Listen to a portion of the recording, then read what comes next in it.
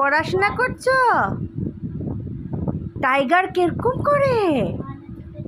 হ্যাঁ ধুনু, টাইগার কেমন করে?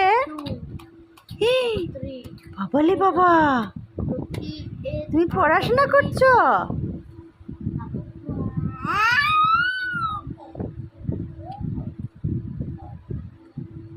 বাবালে বাবা,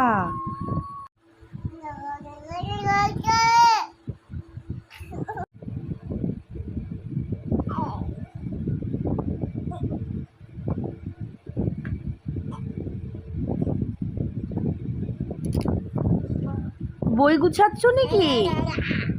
না পড়ছো? বই তো সেই পড়াশোনা করছে আমার মেয়ে। আজকে বুক প্লেটগুলো এনে দিয়েছি ওকে ফ্লিপকার্ট থেকে অর্ডার করে।